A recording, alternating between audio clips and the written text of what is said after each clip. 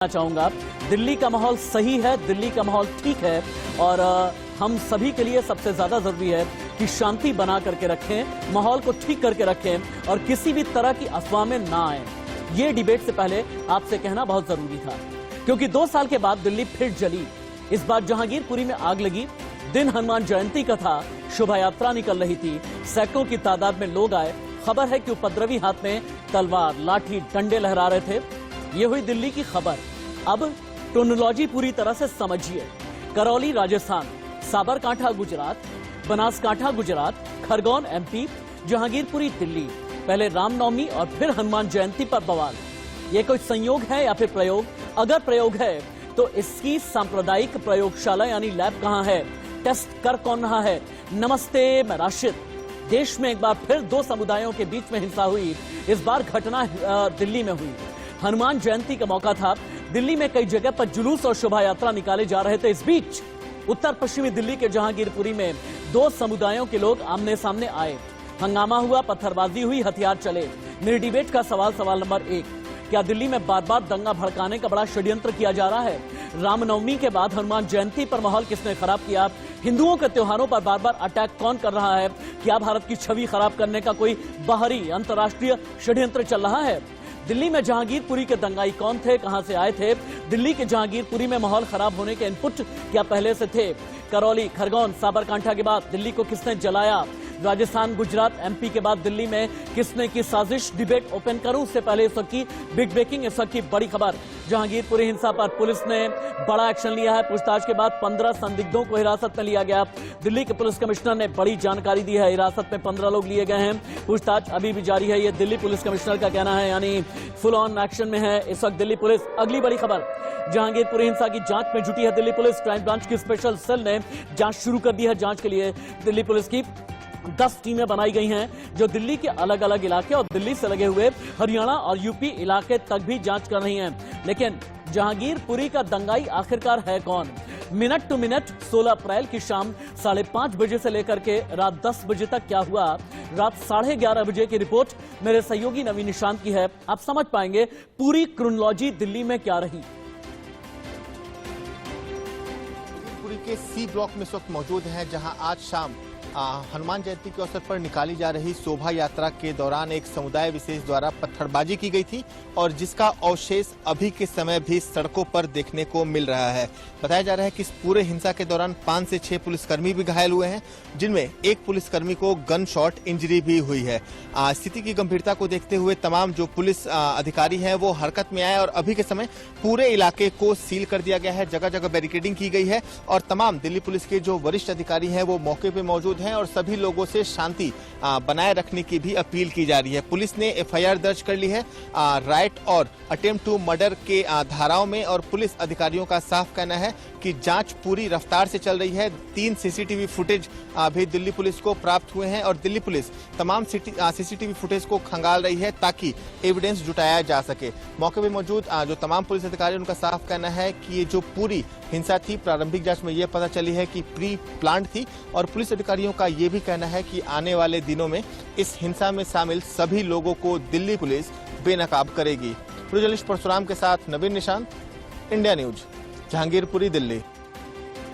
मैं डिबेट को ओपन करूंगा और डिबेट ओपन करके हम संयोग या प्रयोग के बीच कहां पर सवाल फंसा हुआ है इसकी हम बातचीत करेंगे। लेकिन पहले जहांगीरपुरी सीधे चलते हैं। नवीन निशांत, इंडिया न्यूज संवाददाता, मेरे साथ में लाइव जुड़े हुए हैं और इसके अलावा जतिन गोस्वामी भी हैं। पहले हम जतिन के पास में चलते हैं। सीनियर कोलीग जतिन मेरे साथ में है। जतिन, सुबह से लेकर के अभी तक का अपडेट क्या है? अभी जहांगीरपुरी का माहौल क्या है? कितने लोग डिटेन किए गए हैं और जितने भी डिटेन किए हैं इनका संबंध कहां से है?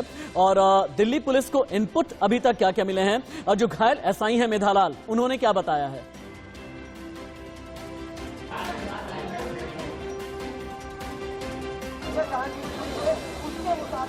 जतिन, आपकी आवाज नहीं आ रही है। और ऑफिशियली अगर गिरफ्तारी की बात करें तो जो डीसीपी हैं उन्होंने जानकारी दी है कि देखिए, मुझे वापस आवाज गूंज कर आ रही है, लेकिन मैं आपको बता देता हूं कि कुल 9 लोगों को अब तक गिरफ्तार किया गया है और जो एफआईआर की कॉपी है वो आईटीवी नेटवर्क के पास है। हालांकि मौके पर क्योंकि हम मौजूद हैं, थोड़ी दूरी पर मौजूद हैं वहां से, और यहां आप देखिए जो फोर्सेज हैं उनका डिप्लॉयमेंट आपको यहां पर दिखाई देगा। और इसके साथ साथ ये बता दें कि एफआईआर क्योंकि दर्ज हो चुकी है और आगे की जो जांच पड़ताल है उसमें पुलिस लगातार जुटी हुई है। जो इनपुट्स मिले हैं, जहां आप इनपुट्स की बात कर रहे हैं, तो ये जरूर पता चला है कि इसी इलाके से सीएए के जो दंगे हुए थे उसमें 300 के करीब लोग यहां से गए थे। ये दिल्ली पुलिस ने अपनी चार्जशीट में बकायदा बताया था कोर्ट में। तो ये कहीं ना कहीं तार सीएए के मामले से भी जुड़ते हुए इस मामले में दिखाई दे रहे हैं। लेकिन निश्चित है अभी तमाम चीजें जांच का विषय हैं कि क्या ये सुनियोजित तरीके से सब कुछ किया गया था, क्योंकि पैटर्न साफ है। जो पैटर्न पहले दंगों में देखा गया था, नवीन निशांत के पास में चलते हैं। नवीन निशांत, ये बताइए, जो वीडियो आपने एक्सक्लूसिव सबसे पहले इंडिया न्यूज पर ब्रेक किया है, उस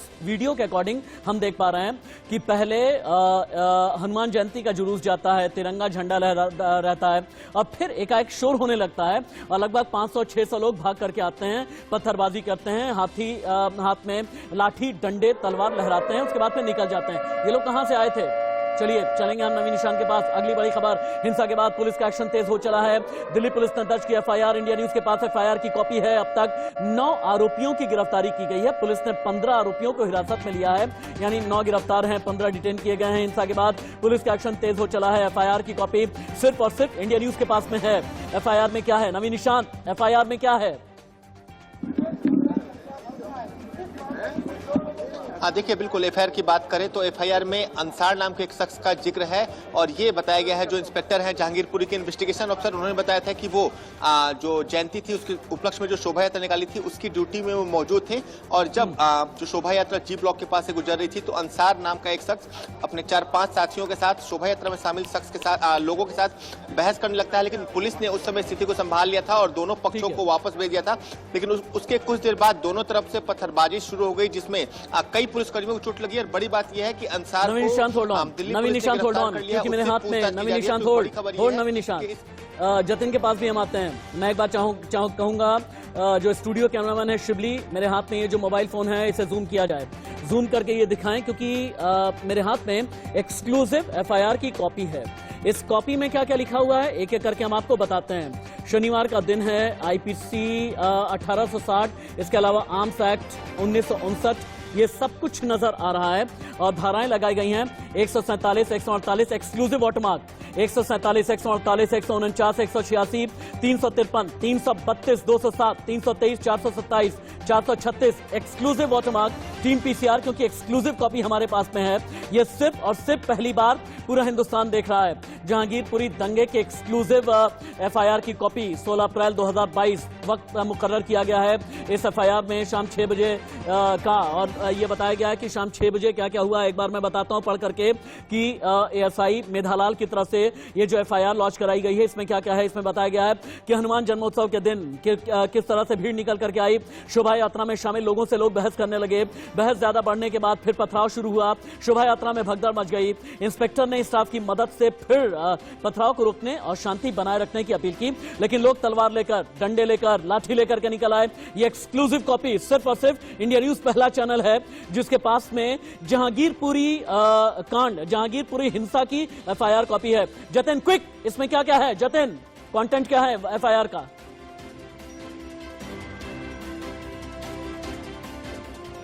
मैं आपको बता देता हूं पूरा कंटेंट क्या है। इसमें साफ तौर पर लिखा है कि जो हनुमान जन्मोत्सव पर शोभा यात्रा निकाली गई थी वो शांतिपूर्ण तरीके से निकाली जा रही थी। सी ब्लॉक मस्जिद के पास जैसे ही पहुंची, अंसार नाम का एक शख्स अपने कुछ साथियों के साथ वहां पहुंचा और शोभा यात्रा में शामिल लोगों से बहस करने लगा। हालांकि पुलिस ने उसे समझाने की कोशिश भी की, लेकिन उसके बाद भी जो विवाद है वो बढ़ता चला गया और जो पुलिस कर्मी वहां पर लगाए गए थे उनके सामने ही बात। शाम 6 बजे से लेकर के रात 11 बजे तक, रात 11 बजे से लेकर के सुबह 8 बजे तक जहांगीरपुरी में क्या क्या हुआ? क्विक। देखिए, बता दें कि शाम में जब शोभा यात्रा निकली तो यहाँ पर अंसार नाम के शख्स द्वारा उपद्रव की कोशिश की। हालांकि पुलिस ने उसे समझाने की कोशिश की, लेकिन मामला नहीं सुलझा, जिसके बाद पुलिस ने और पुलिस फोर्स को बुलाया गया और उसके बाद जो पूरी भीड़ है उसे तितर-बितर किया गया। रात में सीसीटीवी फुटेज के आधार पे 15 लोगों को डिटेन किया गया और आज सुबह 9 लोगों की गिरफ्तारी की गई है, जिसमें अंसार भी शामिल है। अंसार वही शख्स है जिसपे ये आरोप है, एफआईआर में उसका नाम भी है और उस पर ये आरोप लगा है कि उसने अपने 4-5 साथियों के साथ शोभा यात्रा में शामिल लोगों को उकसाया था, उनसे बहस की थी। पुलिस ने उसे समझाने की कोशिश की थी, लेकिन उनके द्वारा फिर पत्थरबाजी की गई, जिसके बाद अंसार को गिरफ्तार कर लिया गया। इस मामले में अब तक कुल 9 लोगों की गिरफ्तारी हुई और 15 लोगों को हिरासत में लेकर पूछताछ की जा रही है। पीछे से निकल करके समुदाय विशेष के लोग आए थे। ये बंगाली मस्जिद कहां पर है, इसका ज्योग्राफिया क्या है, इसके बारे में आपने क्या क्या जानकारी इकट्ठा की है? जतिन गोस्वामी। जतिन, देखिए जी देखिए तमाम जतिन होल्ड ऑन। अभी Saurabh Bhardwaj live, India news पर सौरभ भारद्वाज लाइव। जतिन होल्ड।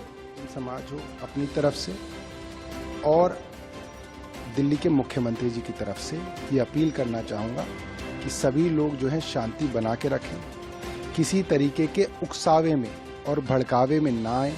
ऐसे बहुत सारी ताकतें होंगी जो एक दूसरे समुदाय को भड़काने की कोशिश करेंगी। भड़कावे में ना आए और शांति बना के रखें। किसी भी तरीके के दंगे में या इस तरीके की आगजनी में सिर्फ एक समुदाय है जिसका नुकसान होता है, वो समुदाय है गरीब। गरीब समुदाय जो है ये सबसे बड़ा समुदाय है, इसमें हिंदू भी शामिल है, मुसलमान भी शामिल हैं। इसका सबसे बड़ा नुकसान होता है। ये जो बात जो है वो लोग ध्यान में रखें। बड़े बड़े लोगों का कुछ नहीं जाता। आम आदमी पार्टी की तरफ से सौरभ भारद्वाज को सुन रहे थे आप। सौरभ भारद्वाज का ये कहना था कि गरीब तबके के लोग थे जहां पर हिंसा भड़की है, और हिंसा क्यों भड़की, कैसे भड़की, इसका पता लगाना बहुत जरूरी है, क्योंकि जो दिल्ली पुलिस है केंद्र सरकार के अधीन है। हम डिबेट को ओपन कर देते हैं, लेकिन मेरे साथ में मेरे 2 सीनियर कोलीग जुड़े रहेंगे। मेरे साथ में जतिन गोस्वामी, नवीन शांत इस वक्त जहांगीरपुरी से लाइव हैं।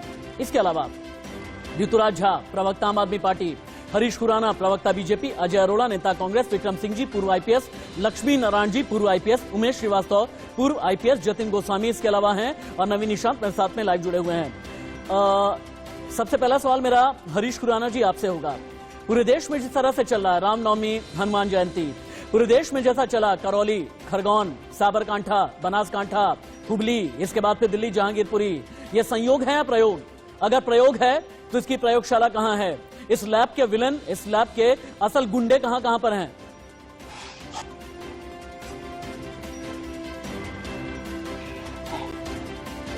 हरीश खुराना जी सुन पा रहे हैं?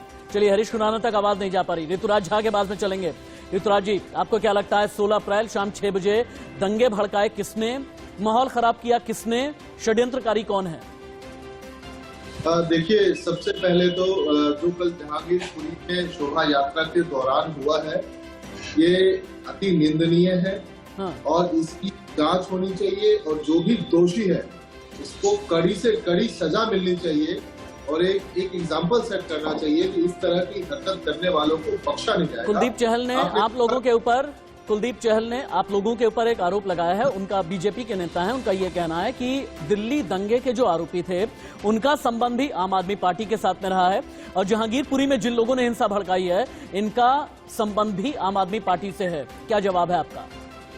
देखिए, सबसे बड़ी बात है कौन क्या कहता है ये इम्पोर्टेंट नहीं है। अभी सवाल ये है, माननीय मुख्यमंत्री जी ने तुरंत लेफ्टिनेंट गवर्नर से बात करके और देश की सरकार से अपील की है कि तुरंत इसके ऊपर में जांच हो। लॉ एंड ऑर्डर की जिम्मेदारी उनकी है, ताकि तुरंत जांच करके जल्द से जल्द कठोर से कठोर सजा मिले। जतिन के पास चलते हैं। जतिन के पास एक बार फिर से हम चलेंगे। जतिन, तुरंत आप बताएं, आप डिबेट में भी रह सकते हैं। जतिन, आप हमें ये बताएं कि अभी तक जितने भी गिरफ्तार किए गए हैं क्या उनका कोई पॉलिटिकल कनेक्शन है या फिर नहीं? 500 या 600 की भीड़ एकाएक सड़क पर आ कैसे गई? जतिन, देखिए राशिद जी, इस बात को समझना बेहद जरूरी है। पॉलिटिकल कनेक्शन निकल सकता है, इस बात से तो इनकार नहीं किया जा सकता, लेकिन ऑफिशियली अभी नहीं बताया गया। लेकिन पैटर्न को समझना बेहद जरूरी है। आप समझ लीजिए, तस्वीरें साथ साथ मैं दिखाता भी रहूं, लेकिन पैटर्न जो है हमने बीते दिनों देखा कि एक पैटर्न देखने को मिला जब मारपीट होती है रामनवमी के दिन एक यूनिवर्सिटी में, और वहां पर सीसीटीवी से छेड़छाड़ करने की बात सामने आती है। यहां पर भी यही हुआ, सीसीटीवी पहले तोड़े गए, उसके बाद ये दंगा जो है वो शुरू किया गया। सीएए में राशिद जी आपको याद होगा इसी तरह का पैटर्न था। और मैं आपको ये बता दूं कि वही जहांगीरपुरी इलाका है जहां से 300 लोगों को सीएए के दंगों में पाया गया था। यहीं से वो लोग गए थे, यहीं से वो इन्वॉल्व थे। ये बात बकायदा चार्जशीट में है, हम नहीं कह रहे हैं। नजर आया है 2 साल पहले, यानी फरवरी 2020 में उसी तरीके का पैटर्न नजर आ रहा है। विक्रम सिंह जी के पास में चलते हैं। विक्रम सिंह जी, क्या तस्वीरों के जरिए, क्या हिंसा के नेचर के जरिए, क्या माहौल के जरिए, या फिर डेवलप्ड होती स्टोरी के जरिए किसी भी तरह से पैटर्न पता चलता है विक्रम जी? मध्य प्रदेश का उदाहरण हो, राजस्थान का उदाहरण हो, चाहे गुजरात का उदाहरण हो, चाहे जेएनयू के अंदर हो, एक ही पैटर्न, एक ही प्रकार, किस प्रकार से हिंदू समाज की धार्मिक यात्राओं पर योजना बनाकर प्री प्लान तरीके से हमला करना। आप देखिए कि ये कोई संयोग नहीं है। वास्तव में मैं बहुत आभारी हूँ आपका कि आपने ही हेडलाइन में लिखा है संयोग नहीं, प्रयोग है। कौन कर रहा है? किस प्रकार से कौन कर इसके अंदर पीछे कौन है? ये अभी पीछे कौन है, ये जांच का विषय है। और यही बात दिल्ली की, दिल्ली में जहांगीरपुरी के अंदर जिस प्रकार से देखा होगा, पहले जो दंगे हुए थे दिल्ली के अंदर, खुल्लम खुल्ला आम आदमी पार्टी का ताहिर हुसैन निगम पार्षद जो आम आदमी पार्टी के टिकट पर चुनाव लड़ा था, ये भी एक संयोग नहीं है, ये भी एक योजनाबद्ध तरीके से दिल्ली दंगों में आम आदमी पार्टी के लोगों का संलिप्त पाया जाना, ये कोई पहली बार नहीं है। और उसी प्रकार ऋतुराज झा, यहाँ विक्रम बिधुड़ी का ये कहना है, विक्रम ये कह रहे हैं कि आम आदमी पार्टी के कार्यकर्ताओं का हिंसा में लिप्त होना अपने आप में शक के दायरे में है और ये संयोग नहीं है, प्रयोग है। प्रयोग कर कौन रहा है? ऋतुराज झा, देखिए इन लोगों की आदत है इन सब चीज की राजनीति करना, लेकिन टेक्निकली दिक्कतें आ रही हैं, टेक्निकली दिक्कतें आ रही हैं। नवीन निशांत के पास में चलते हैं। नवीन निशांत, अभी आप तस्वीरों में क्या दिखा पाएंगे? नवीन निशांत, ओवर टू यू। देखिए, बिल्कुल बता दें कि हम इस वक्त जो जी ब्लॉक है वहां पे मौजूद हैं और आप देख सकते हैं कि अभी के समय स्थिति पूरी तरह से शांतिपूर्ण है।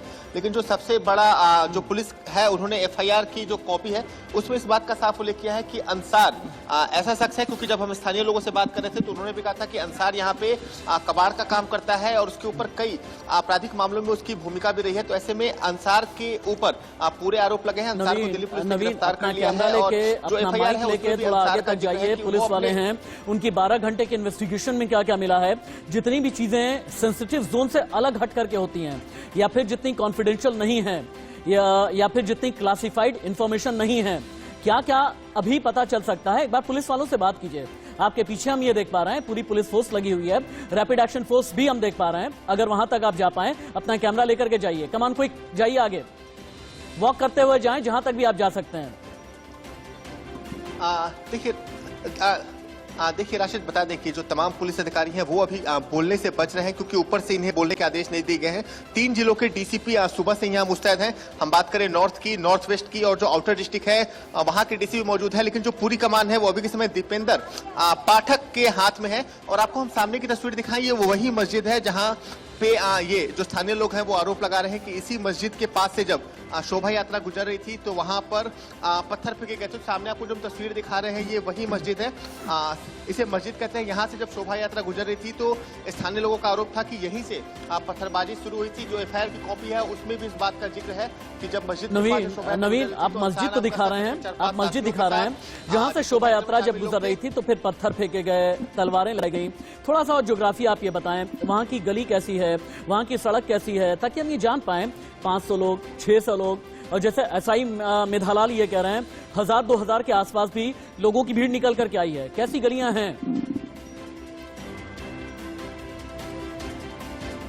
देखिए, बिल्कुल आपको बता दें कि हम गलियों का हाल दिखाएं तो आपको हम दिखाना चाहते हैं कि यहाँ पे कैसी गलियां हैं। तो गलियां जो हैं, गलियां तो चौड़ी हैं लेकिन काफी अतिक्रमण है, इसलिए जो गलियां हैं वो काफी तंग हो गई हैं। जब हम स्थानीय लोगों से भी बात कर रहे थे तो उनका साफ कहना था कि जब यहाँ भगदड़ मची थी, जब लोग भागने लगे थे तो कई लोग एक दूसरे के ऊपर गिरते हुए बचे थे। ये सब जो तमाम गलियां हैं ये जहांगीरपुरी की जी और सी ब्लॉक की, हालांकि पुलिस अभी इसके अंदर नहीं जाने दे रही है क्योंकि काफी सेंसिटिव जोन माना जा रहा है, सेंसिटिव इलाका है। पुलिस हर जगह चप्पे चप्पे पे तैनात है। लेकिन आपको हम गलियां दिखा दें तो चारों तरफ जो जहांगीरपुरी की जो ये गलियां, यहाँ पे बेसिकली कबाड़ का काम होता है। और स्थानीय लोगों का ये भी कहना है कि यहीं से उपद्रवियों ने बोतलें खरीदी थी शराब की, कांच की, जिसका प्रयोग हिंसा फैलाने के दौरान किया गया था। जी राशिद। जतिन, अगर वॉक करके आप जहां तक भी बढ़ सकें और हमें ये दिखाएं कि जहांगीरपुरी का इलाका है कैसा, गलियां कैसी हैं, छत कैसी है, घर कितने करीब करीब हैं, यहाँ का सोशल फैब्रिक क्या है, ज्योग्राफिया क्या कहता है, डायरेक्शन के साथ में एक एक चीज, ताकि हम ये जान पाएं कि लगभग 12 घंटे पहले या 15 घंटे पहले हुआ क्या है जहांगीरपुरी में। कम ऑन क्विक, एक बार मूव करें जतिन। देखिए, मैं अपने साथी अवधेश को कहूंगा कि वो तस्वीरें ज्यादा दिखाएं और पहले इधर दिखाएं। जिस कबाड़ के काम की बात हुई है, वो कबाड़ का काम जो है हमें यहाँ पर काफी ज्यादा दिखाई दिया। और बिल्कुल गली भले ही चौड़ी है, लेकिन वो कंजेस्टेड इसलिए हो गई है क्योंकि जो कबाड़ का मटेरियल है वो काफी संख्या में यहाँ पर रखा गया है। अब देखिए, इधर फोर्स जो है वो पूरी तरह से डिप्लॉयड है। मंदिर भी यहाँ पर नजर आएगा। और अगर मैं इधर दिखाऊं, वापस इधर पैन करके दिखाने की कोशिश करूं, तो पूरा जियोग्राफिकल स्ट्रक्चर आपको दिखाने की कोशिश करता हूं। दूर तक आपको नजर जाएगी, जिससे आप यहाँ की सड़क का अंदाजा लगा लेंगे। एक साइडेड जैसी सड़क है, कोई बीच में पार्टीशन नहीं है, लेकिन दोनों साइड का आना जाना है। और अगर मकानों की बात करें तो देखिए, 3 मंजिला ज्यादातर इमारतें आपको यहाँ पर नजर आएंगी। कुछ पॉलिटिकल पार्टीज के जो बैनर पोस्टर हैं वो यहाँ पर नजर आएंगे। और यहाँ पर आम दिनों में काफी ज्यादा भीड़ भाड़ जो है वो रहती है। और क्योंकि जब शोभा यात्रा निकली थी तब भी काफी संख्या में लोग जो मौजूद थे वो थे। और क्योंकि अंसार का अपने आप कनेक्शन को सेफ एक तरफ सिक्योर कबाड़ रखते का वो हुए, काम इज करता इट है और दूसरी पॉसिबल तरफ कि आप उसका गली के criminal अंदर तक connection भी जाएं? निकल कर सामने। जतिन, क्या ये संभव है कि आगे जो सकरी गलियां हैं, जैसा आप बता रहे हैं, जहां पर जी। कबाड़ रखा है, अपने जी। आप को सेफ रखते हुए अपने आप को पूरी तरह सेफ रखिएगा। जतिन गोस्वामी टीवी स्क्रीन पर नजर आ रहे हैं। जतिन गोस्वामी मूव कर रहे हैं, हमें एक एक जगह का अपडेट देंगे। जतिन, आप स्क्रीन पर हैं, आप चलते रहिए, बताते रहिए। जी जी देखिए, मैं आपको दिखाने की कोशिश करता हूं। जिस तंग गलियों की हम बात कर रहे हैं, एक ऐसी ही तंग गली आप यहां पर देख लीजिए, आपको नजर आएगी। इस तरह की गलियां हैं। तो अगर आप अंदाजा लगा सकते हैं कि अगर इस तरह की गली है और ऊपर की तरफ एक बार हम अगर टिल्ट अप करके दिखाने की कोशिश करें और ऐसे किसी तंग गली में से ऊपर से कोई पत्थर निश्चित तौर पर आता है, तो पुलिस कर्मियों के लिए भी उस स्थिति को हैंडल करना आसान नहीं हो पाता। और देखिए, पुलिसकर्मी यहाँ पूरी तरह से मुस्तैद हैं। और कल भी जैसा कि बताया गया कि कई पुलिसकर्मी इस पूरे घटनाक्रम में घायल हुए हैं। तो इससे आप उस घटना के सुनियोजित तरीके से होने का अंदाजा लगा सकते हैं। ये बताना राशिद जी बहुत जरूरी है कि क्यों हम इसे सुनियोजित तरीके से होने वाली घटना कह रहे हैं। जी हाँ, अपनी बात पूरी कर लें जतिन, आप इंपॉर्टेंट कुछ बता रहे थे, अपनी बात पूरी कर लें। देखिए, सुनियोजित तरीके से अमन चैन शांति का दुश्मन कौन है, ये सवाल सबसे बड़ा है। किसने माहौल बिगाड़ने की कोशिश की है, ये सबसे बड़ा सवाल है। और इसीलिए हम कड़ियां जोड़कर ये बता रहे हैं कि पहले का पैटर्न जो रहा और अब का जो पैटर्न रहा वो किस तरह से मिलता जुलता है। जतिन और नवीन निशांत, आप दोनों ही लोग पूरी डिबेट में मेरे साथ में रहेंगे। लक्ष्मी नारायण जी के पास में चलते हैं, फॉर्मर आईपीएस हैं। लक्ष्मी जी, जहांगीरपुरी दिल्ली, जेएनयू दिल्ली, करौली राजस्थान, खरगोन, शिवपुर, लोहरदगा, इस्लामपुर, गुलबर्गा, रायचूर, कोलार, धारवाड़, खंबात, आणंद, साबरकांठा, बनासकांठा, क्या नेचर ऑफ राइट के जरिए, यानी जो हिंसा की गई इस पैटर्न के जरिए कोई इंडिकेशन मिल रहा है? क्या देश का माहौल खराब करने के लिए कोई बहुत बड़ा षड्यंत्र किया जा रहा है? माहौल नहीं खराब किया जा रहा है। इनफैक्ट एक कम्युनिटी है जिसका अपना एजेंडा है। ये आप सारे पैटर्न्स में देख लीजिए, जितने भी चीजें घटनाक्रम हुए हैं उसमें देख लीजिए। इस कम्युनिटी के यहाँ जो पढ़ाया जाता है वो उसी का रूपांतरण करते हैं। आपने लिखा है ना, संयोग या प्रयोग, तो पहली बात तो ये बहुत स्पष्ट प्रयोग है। और इसकी प्रयोगशाला अगर कहीं है तो वो है मदरसा। इस बात को हम डिनाई करते रहते हैं, एक्सेप्ट नहीं करना चाहते हैं, बट सच्चाई यही है कि आप जितने भी टेररिस्ट पकड़े जाते हैं, आप उनके बारे में पता करिए, वो मदरसों से ही शिक्षित होते हैं। बाद में चाहे जहां पढ़ लें, फिर चाहे आईआईटी कर लें मुर्तजा जैसे लोग, या चाहे वो ओसामा बिन लादेन हो, पढ़े चाहे जो कुछ, लेकिन वो जो मदरसा की पढ़ाई होती है वो उनके जेहन पे रहती है और इसी एजेंडे पे वो लोग काम करते हैं। ठीक है, इस बिंदु को जब तक समझा नहीं जाएगा तब तक ये समस्या समाप्त। उमेश जी, जो लक्ष्मी जी कह रहे हैं, ये प्रॉक्सी एजेंडा क्या होता है, कैसे चलता है ये प्रॉक्सी एजेंडा? ये प्रॉक्सी एजेंडा कैसे आग में तब्दील हो जाता है?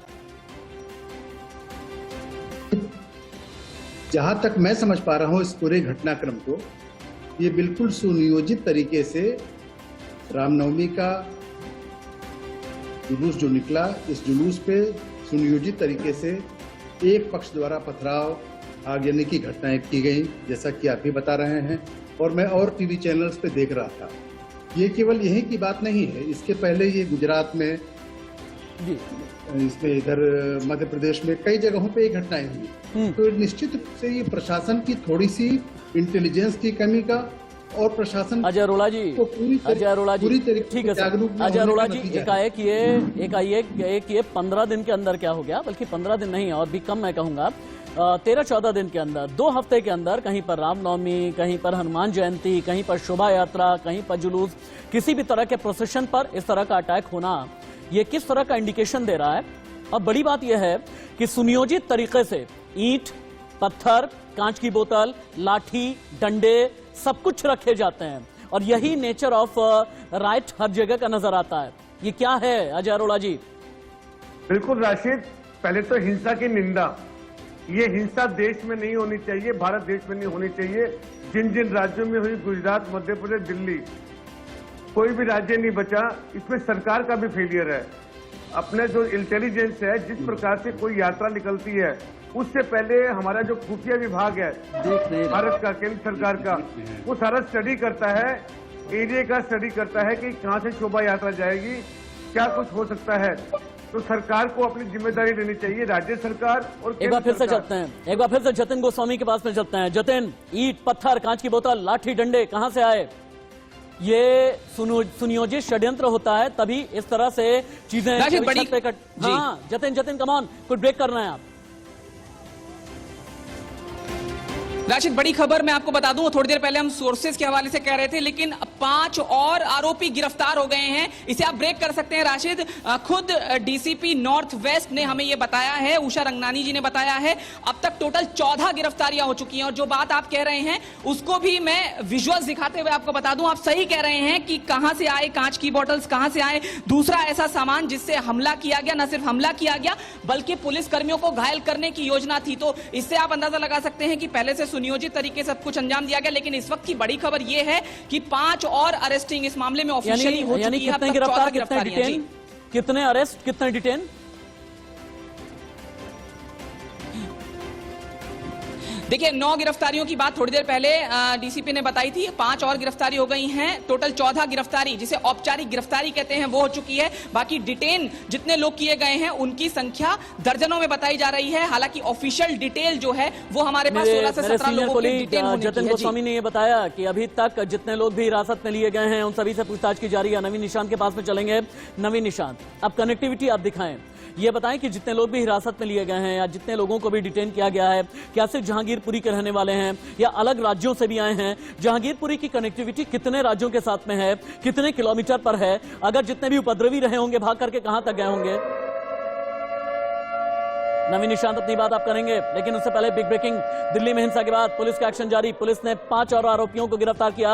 अब तक 14 की गिरफ्तारी हो गई है। पुलिस ने 15 आरोपियों को हिरासत में लिया है। दिल्ली पुलिस ने दर्ज की FIR. Naveen Nishant, over to you, जानकारी दें। नवीन, देखिए, बिल्कुल बता दें कि जो जहांगीरपुरी का इलाका है ये हरियाणा के पास इसे माना सकता है। हरियाणा बॉर्डर जो है वहां से इसे पास माना सकता है। लेकिन अभी तक जो गिरफ्तारी हुई है वो सभी स्थानीय लोग हैं। डीसीपी ने इस बात की पुष्टि की है कि अभी जो पुलिस सीसीटीवी फुटेज, कल देर रात तक दिल्ली पुलिस को 3 सीसीटीवी फुटेज के एक्सेस मिले थे। उनकी जब डिटेल्स निकाली गई तो उसमें इस बात का जो सभी लोग हैं उनकी शिनाख्त की गई। उसके बाद अब तक पुलिस पूरे मामले में 14 लोगों को गिरफ्तार किया जा चुका है और कई लोगों को हिरासत में लेकर पुलिस पूछताछ कर रही है। ये पता लगाया जा रहा है कि जब हिंसा भड़की तो उस समय उनकी क्या कुछ लोकेशन थे, वो कहां मौजूद थे। और हम अपने कैमरे को सामने जूम करके दिखाएं तो ये जहांगीरपुरी का जो पूरा इलाका है, बार बार ये जो सवाल पूछ रहे हैं कि कहां से कांच और जो पत्थर आए थे, कहां से आए थे, तो उसका ये सीधा सा जवाब है कि ये जो पूरा इलाका है जहांगीरपुरी का, ये कबाड़ियों के नाम से प्रसिद्ध है। यहाँ कबाड़ का व्यापार होता है और यहाँ से जो बोतलें थी वो उपयोग में लाई गई थी हिंसा फैलाने के लिए। तो ये पूरा जो इलाका है जहांगीरपुरी के जी ब्लॉक के पास का। ठीक है, विक्रम बिधूड़ी के पास एक बार फिर से चलते हैं। विक्रम बिधूड़ी के पास एक बार फिर से चलते हैं। विक्रम बिधूड़ी जी, समुदाय विशेष को क्या कोई भड़काने की कोशिश कर रहा है? निश्चित बिल्कुल विशेष समुदाय को भड़काने की कोशिश कर रहा है। जो मेरे से पूर्व में भी कहा, इनका जो केंद्र बिंदु होता है वो है मदरसे। और मदरसों में जब तक इस प्रकार की घृणा फैलाने वाली मानसिकता से बच्चों को हम दूर नहीं करेंगे, तब तक ये हम इस दिल्ली पुलिस आपके अधीन है। दिल्ली पुलिस केंद्र सरकार के अधीन है। मदरसों के खिलाफ बड़ा एक्शन ले लीजिए ना। दिल्ली के जितने मदरसे हैं। रही बात, मैं बताता हूँ, रही बात दिल्ली पुलिस की, देखिए उसी मदरसों के मौलवियों को किस प्रकार से दिल्ली के मुख्यमंत्री केजरीवाल सैलरी दे रहे हैं, किस प्रकार से उसको बढ़ावा दे रहे हैं, ये किसी से छिपा हुआ नहीं है। रही बात दिल्ली में कानून व्यवस्था की, जो भी दोषी हैं एफआईआर दर्ज कर ली गई है, चाहे वो किसी भी सटे हुए हो या बाहर के हों। विक्रम बिधूड़ी, आप ये कहना चाहते हैं कि दिल्ली के जो मदरसे हैं वो उपद्रव, बवाल और आतंक का अड्डा है, आप ये कहना चाहते हैं? बिल्कुल ये कहना चाहते हैं। आप ये कहना चाहते हैं ऋतुराज को लेकर क्या सरकार से चलाने के लिए दिल्ली के मुख्यमंत्री ऋतुराज झा, सैलरी यहाँ बैठे हुए बीजेपी के प्रवक्ता विक्रम मिधुड़ी का ये कहना है कि मदरसे जो दिल्ली के हैं ये आतंक, बवाल और उपद्रव का अड्डा हैं और यहाँ के मौलवियों को आप लोग सैलरी बांटते हैं, यानी आप लोग प्रश्रय देते हैं। जवाब दें।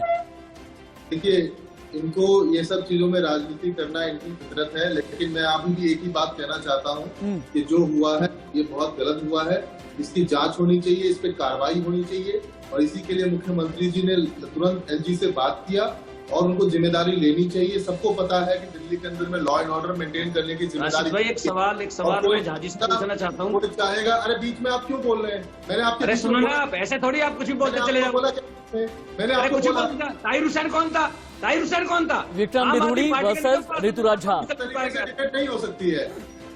इस तरीके से बीच बीच में बोलेंगे तो कैसे कोई अपनी बात? बीच में बोलना नहीं। आप आम आदमी पार्टी के गुंडे, आम आदमी पार्टी के निगम पार्षद, आम आदमी पार्टी के विधायक अमानतुल्लाह खां पहले से ही दोषी। आप दोनों ही रुक जाएं। हेडलाइंस का वक्त हो चला है। अब यहाँ से बात ये निकल करके सामने आ रही है, जिन 14 लोगों को हिरासत में लिया गया है, क्या ये षड्यंत्रकारी हैं?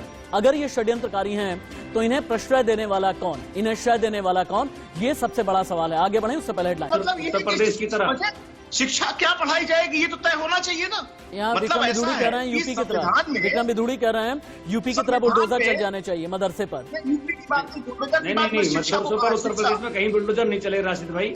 उन्होंने मदरसों को कहीं ना कहीं किस तरीके से पढ़ाई होनी चाहिए, कौन सी पढ़ाई होनी चाहिए, इन नियमों के साथ बांधा है। बच्चों के अंदर नफरत फैलाने वाली जो मानसिकता वो पढ़ाई नहीं जानी चाहिए। यूपी का उदाहरण मैंने इसलिए कहा। अजय अरोड़ा जी, अभी तक मदरसे के बारे में ये पता चलता था कुरान की आयतें पढ़ाई जाती हैं, वहां पर उर्दू अरबी पढ़ाई जाती है। वक्त के साथ में थोड़े चेंजेस हुए, हिंदी अंग्रेजी भी पढ़ाई जाने लगी, लेकिन एकाएक ये मदरसों का ट्रेंड इस तरीके का निकल करके क्यों आ रहा है? अब देखिए ना, जहांगीरपुरी की बंगाली मस्जिद शक के दायरे में है। राशिद जी, इसमें दोनों सरकार का फेलियर है, केंद्र सरकार का भी, राज्य सरकार का भी। हमारी इंटेलिजेंस कहाँ पे है? अभी लक्ष्मी नारायण जी कह रहे थे कि इंटेलिजेंस का काम फेलियर नहीं है। मैं मानता हूं कि इंटेलिजेंस का फेलियर है और जिस प्रकार से दोनों राज्य जनता को फुटबॉल की तरह यूज कर रहे हैं, जब जनता बात करती है कि ये क्यों हुआ, ऋतुराज जी आप लोग जनता को फुटबॉल की तरह यूज करते हैं, अजय अरोड़ा जी का कहना है। ये जो अजय अरोड़ा जी बोल रहे हैं ना, ये सारे के सारे बीज बोए हुए नहीं किए हैं ना। ये देश के अंदर मुस्लिम तुष्टीकरण की राजनीतिक कांग्रेस खड़ी कर रही है। अजय अरोड़ा जी, बीज आपने बोए, आज की तारीख में नासूर बन गए। ना देश के अंदर ये जो लगातार मुस्लिम तुष्टीकरण की राजनीति को जन्म देने वाली कांग्रेस और कांग्रेस के कारण उसी बात को आज आम आदमी पार्टी फॉलो कर रही है। आम आदमी पार्टी आज उसी को फॉलो कर रही है। उमेश श्रीवास्तव जी, देश का माहौल किया है ना, उमेश श्रीवास्तव जी, जब भी कहीं पर बवाल होता है, मैं एक फॉर्मर आईपीएस की नजर और नजरिए से समझना चाहूंगा, जब भी कभी बवाल होता है कई इनपुट आते हैं, इनपुट के तौर पर तस्वीरें होती हैं, ऑडियो रहता है, फोन इंटरसेप्ट होते हैं, कई इंटेलिजेंस इनपुट भी रहते हैं। इन सभी को साथ में लेते हुए आपको क्या लगता है, ये जो नेचर ऑफ राइट है, यानी जो एक पैटर्न नजर आ रहा है जहांगीरपुरी में, ये किस ओर इशारा कर रहा है और ये कितना खतरनाक है? मैं आपको पहले तो ये बताना चाहूंगा कि जिस भी इलाके से, मैं यहाँ लखनऊ में रहा हूँ, यहाँ शिया सुन्नी का क्लैश हमेशा होता रहा है, तो जिस इलाके से कोई प्रोसेशन निकलना होता है, ये पुलिस की सामान्य ड्रिल है कि उन इलाकों के संवेदनशील जो मकान है, उन मकानों की तलाशी लेते हैं, उन मकानों की छतों पे पुलिस की तैनाती की जाती है। और अब तो ड्रोन आ गया है, ड्रोन से ऊपर से ही पता लग जाता है कि किस मकान की छत पे ईंट पत्थर इकट्ठा है, कहाँ लोग इकट्ठा हैं, कहाँ सुगबुगाहट हो रही है। ये सारी चीजें निश्चित रूप से पुलिस की संज्ञान में जहांगीरपुरी की आनी चाहिए थी, और अगर नहीं आई तो इसमें किसका दोष है, इसका भी निर्धारण होना चाहिए। एक बार फिर से हम जतिन और नवीन निशान के पास में चलते हैं। जतिन, ईंट पत्थर, कांच की बोतल, लाठी डंडे कहां से आए, कहां पर इकट्ठा हुए? थोड़ी देर के बाद में जतिन मेरे साथ में फिर से जुड़ेंगे। एक बार फिर से मैं विक्रम मिधुड़ी जी का रुख कर लेता हूं। विक्रम मिधुड़ी जी, अब अगर दिल्ली, राजस्थान, एमपी, गुजरात, आंध्र प्रदेश, कर्नाटक, केरल, राजधानी, इतनी जगह से अगर हनुमान जयंती, रामनवमी पर दंगे की खबरें आ रही हैं, तो फिर ऐसे में ये बताएं कि गृह मंत्रालय आगे आने वाले दिनों में क्या करेगा? क्या कुछ बहुत ज्यादा रेडिकल एक्शन होने वाला है? विक्रम विधुड़ी जी। मध्य प्रदेश में एक्शन हो चुका है, गुजरात में एक्शन जारी है, और कहीं जहां जहां पर भी ये घटनाएं घटी है वहां पर स्थानीय सरकारों की मदद से लगातार एक्शन में है सर। और रही बात दिल्ली की, दिल्ली में जिस प्रकार से जिस मुस्तैदी के साथ कानून व्यवस्था को वहां पर बनाए रखने में जो सहयोग किया, शांति सौहार्द का माहौल है, ठीक है। और जो दोषी है जिनका वास्तव में इसमें इन्वॉल्वमेंट पाई जाएगी, विधुड़ी जी और बाकी जितने भी गेस्ट हैं, आप सभी का बहुत बहुत शुक्रिया। कनेक्टिविटी में बहुत ज्यादा प्रॉब्लम आ रही है, इस वजह से आपका वीडियो हम देख नहीं पा रहे हैं। लेकिन जहांगीरपुरी में क्या हुआ? जहांगीरपुरी में लगभग 3 घंटे तक अगर उपद्रवी और बवाली हिंसा करते रहे तो इसके पीछे किस तरह का षड्यंत्र था? कांच की बोतल कहां से आई, लाठी डंडे तलवार कहां से आए, ये सबसे बड़ी बात है। और षड्यंत्रकारी इन्हें प्रश्रय किसने दिया है? ये संयोग है या फिर प्रयोग? इंडिया न्यूज इन्वेस्टिगेशन करता रहेगा, कहीं मत जाइएगा। बस थोड़ा सा इंतजार के बाद खबरें जारी हैं।